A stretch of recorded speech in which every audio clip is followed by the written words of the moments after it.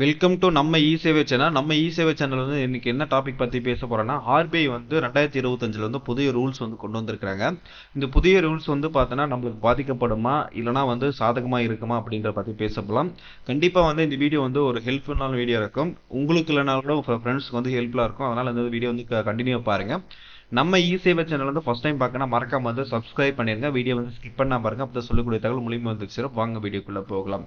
RBI பொறுத்த வரைக்கும் புதுசா ரூல்ஸ் வந்து கொண்டு வருவாங்க. அது வந்து நம்மளுக்கு வந்து யூஸ்ஃபுல்லான இதாக தான் இருக்கும். ஏன்னா வந்து மக்கள் வந்து பாதிக்கப்படக்கூடாது, எந்த சிரமமும் இல்லாம மக்கள் வந்து அவங்களோட அக்கௌண்ட் பரிவர்த்தனை வந்து ரெகுலரா பண்ணிக்கணும் அப்படின்ற மாதிரி சொல்லுவாங்க. ஏன்னா வந்து பேங்க் தரப்புல இருந்து புது புது வந்து புதுசா கொண்டு வருவாங்க.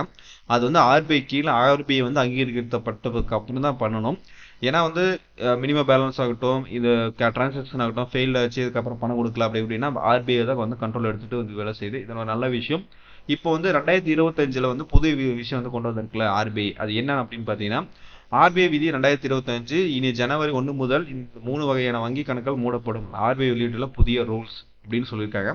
அது என்ன ரூல்ஸ் அப்படின்னா, செயலற்ற வங்கி கணக்கு, inactive account, zero balance account அப்படின்னு சொல்லக்கூடிய 3 விஷயம் வந்து சொல்ல வராங்க. இது 3 விஷயம் வந்து பார்த்தோன்னா கண்டிப்பா வந்து ஒரு நபருக்கு வந்து பாதிக்கப்படும். நிறைய பேர் வந்து நம்ம வந்து அக்கௌண்ட்ல வந்து பேலன்ஸ் போட்டு வச்சிருப்போம். அது வந்து நம்ம சரியா பயன்படுத்த மாட்டோம். ஏன்னா வந்து வயதானவங்க, வயது முதிர்ந்தவங்க வந்து மிகப்பெரிய ஒரு பாதிப்பு ஏற்படுத்தும்னு சொல்லலாம் இந்த அக்கௌண்ட்ல.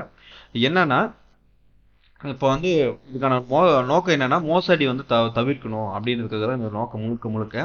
கண்டிப்பா அது வரவேற்கத்தக்கது. பட் வந்து வயது முதியவர்களுக்கு பாதிக்கப்படும் என்றது என்னோட கருத்து. என்ன சொல்ல வராங்க அப்படின்னா, செயலற்ற வங்கி கணக்கு அப்படின்னா என்னன்னா 2 வருஷத்துக்கு பரிவர்த்தனை பண்ணக்கூடாது. பண்ணி இந்த 2 வருஷத்துக்கு வந்து பரிவர்த்தனை எதுவும் பண்ணாம இருந்தா வங்கி கணக்கு வந்து பார்த்தீங்கன்னா செயலற்ற வங்கி கணக்கு வரும் அப்படின்ற மாதிரி சொல்லியிருக்காங்க. இது வந்து தற்காலிகமா இருக்கலாம், இல்லைன்னா நிரந்தரமா இருக்கலாம். இது ரெண்டுல ஆப்ஷன் எது வேணாலும் பண்ணிக்கலாம் அப்படின்னு சொல்றாங்க. இது வந்து என்ன வந்து முழுக்க முழுக்க வந்து தவிர்க்க வேண்டிய விஷயம் அப்படின்ற மாதிரி என்னோட கருத்து. ஏன்னா வந்து மக்கள் வந்து பாதிக்கப்படுவாங்க. ஏன்னா 2 வருஷம் இப்போ வந்து வயசானவங்க என்ன பண்ணுவாங்கன்னா 5 வருஷத்துக்கு 6 வருஷத்துக்கு வந்து பிக்சட் டெபாசிட் போட்டுருவாங்க. அந்த பணத்தை வந்து எடுக்க முடியாது, பண்ண முடியாது. ஆனா பட் வந்து அந்த அக்கௌண்ட் வந்து இன்ஆக்டிவ் ஆகி போயிடும். இதை வந்து ரெகுலரா பயன்படுத்த முடியுமான்னு கேட்டீங்கன்னா முடியாது.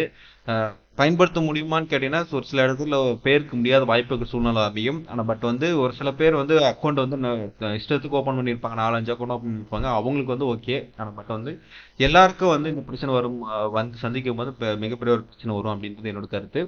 பட் வந்து இது ஆர்பிஐ ரூல்ஸ் படி வந்து நம்ம யோசிச்சு பார்த்தீங்கன்னா மோசடி வந்து தவிர்க்கணும் இல்லையா, அதுக்காக நல்ல விஷயம் ஒரு பக்கம் தோணுது. அதே மாதிரி இன்ஆக்டிவ் அக்கௌண்ட் என்னன்னா சிறிது காலமாக பரிவர்த்தனை நிலையில் இருக்கும் கணக்குகள் மூடப்படும். என்னன்னா ரொம்ப பரிவர்த்தனை இல்லாம கொஞ்சம் கொஞ்சமா எப்பாச்சும் ஒரு டைம் பரிவர்த்தனை பண்ணுவாங்க, 3 மாசத்துக்கு 4 மாசத்துக்கு ஒரு மாதிரி பண்ணுவாங்க. அந்த மாதிரி கணக்கெல்லாம் வந்து பார்த்தீங்கன்னா இன்ஆக்டிவ் வந்து ஆயிரும் அப்படின்ற மாதிரி சொல்லியிருக்காங்க. மறுபடியும் ஆக்டிவ் பண்ணணும், நீங்க ரெகுலரா வந்து பரிவர்த்தனை வந்து பண்ணணும் அப்படின்ற விஷயத்த சொல்லியிருக்காங்க. இது கூட ஓகே. இது வந்து ரெகுலரா இப்போ இது பண்றாங்க, இது இதனால இது பண்றாங்க, இன்ஆக்டிவ்ன்றதுலாம் ஓகே. செயலற்ற வங்கி கணக்குன்றதா ரொம்ப ஸ்ட்ரிக்டா இருக்குன்ற மாதிரி தோணுது. அதே மாதிரி ஜீரோ பேலன்ஸ்ன்றது வந்து கண்டிப்பா வந்து ஆல்ரெடி நிறைய வங்கியில் இருக்கு. ஸ்டூடெண்ட்டுக்காகட்டும், எம்ப்ளாயிக்காகட்டும், முதியவர்களாகட்டும், இது மாதிரி 3 பேருக்கு வந்து ஜீரோ பேலன்ஸ் அக்கௌண்ட் வந்து ஆல்ரெடி ஓப்பன் பண்ணி கொடுத்தாங்க. நல்லா வரவேற்கத்தக்கதாயிருச்சு. ஆனால் பட் வந்து இப்போ வந்து கம்பல்சரி வந்து மினிமம் பேலன்ஸ் வந்து 500க்கு மேலே வந்து இருக்கணும் அப்படின்னு சொல்லிட்டு ஒரு சில பேங்க் சொல்றாங்க. சில பேங்க்ல வந்து 1000 மேலே இருக்கணும் அப்படின்ற மாதிரி சொல்றாங்க. அது கீழே இருந்தால் அந்த இது ஜீரோ பேலன்ஸ் கீழே அந்த மினிமம் பேலன்ஸ் கீழே இருந்தால் வந்து பார்த்தீங்கன்னா சார்ஜ் வந்து பிடிக்கிறத நிறைய விஷயங்கள் வந்து உங்களுக்கு ஆல்ரெடி தெரிஞ்சிருக்கும். கண்டிப்பா வந்து மக்களுக்கு வந்து பார்த்தீங்கன்னா இது 3 விஷயமும் வந்து வங்கிகளை வந்து நீங்க பயன்படுத்தாம இருந்தீங்கன்னா மூடப்படும் அப்படின்னு சொல்லிட்டு இந்த ஜனவரி 1ல இருந்து கொடுத்துருக்காங்க. கண்டிப்பா வந்து நீங்க வந்து பரிவர்த்தனை வந்து ரெகுலரா பயன்படுத்திக்கோங்க அப்படின்னு சொல்லிக்கலாம். இது எப்படி வந்து இதுக்கான நோக்கங்கள் என்னன்னா, வங்கி வந்து செயல்திறன் வந்து மேம்படுத்தவும், கேவைசி வந்து அப்டேட் செய்ய உதவவும், அதுக்கப்புறம் டிஜிட்டல் வங்கி சேவை வந்து ஊக்குவிக்க. டிஜிட்டல் சேவைன்றது நம்ம ரெகுலரா வந்து ஒரு 6 7 வருஷத்துக்கு முன்னாடி இருந்து ரெகுலரா அதிகரிச்சுட்டு வந்திருக்கு. இது வந்து மேலும் மேலும் ஊக்குவிக்கிறதுக்காக வந்து டிஜிட்டல் சேவை வந்து கூட இப்போ வந்து அந்த யூபிஐன்றது வந்து உங்களுக்கு எல்லாரும் தெரிஞ்சிருக்கும். அதிகப்படியான பேமெண்ட் டிரான்சாக்ஷன் நடக்கிறதுனால டிஜிட்டல் சேவை வந்து ரெகுலரா வந்து அதிகரிச்சுட்டே வருது. இப்போ இயருக்கு இயருக்கு வந்து பார்த்தோன்னா ஒரு படி வந்து அதிகரிச்சுட்டு மேலே தான் போயிட்டு இருக்குன்னு சொல்லணும் டிஜிட்டல் சேவை.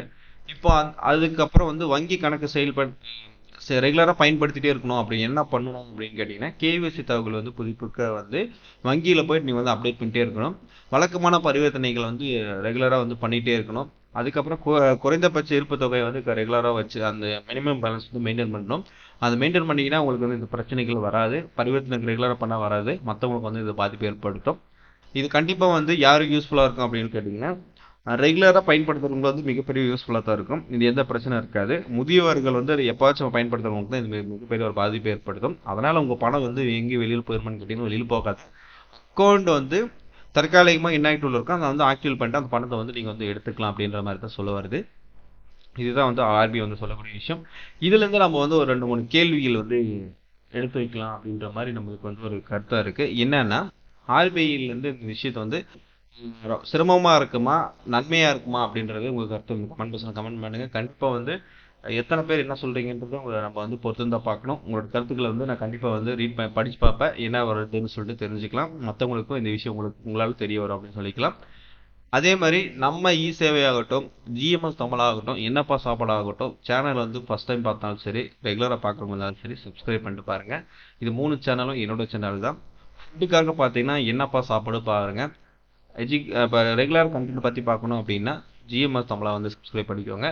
எஜுகேஷனை பற்றி தெரிஞ்சுக்கணும் அப்படின்னா நம்ம இ சேவை சேனல் வந்து சப்ஸ்கிரைப் பண்ணிக்கன்னு சொல்லிட்டு இந்த வீடியோ இதோட முடிச்சுக்கலாம். நெக்ஸ்ட் வீடியோவில் வந்து சந்திக்கலாம். இந்த வீடியோ பற்றி என்ன நினைக்கிறீங்க கற்றுவங்க கமெண்ட் பாக்ஸில் கமெண்ட் பண்ணுங்கள். தொடர்ந்து இணைந்திருங்கள். நெக்ஸ்ட் வீடியோவில் வந்து சந்திக்கலாம். பாய் பாய்.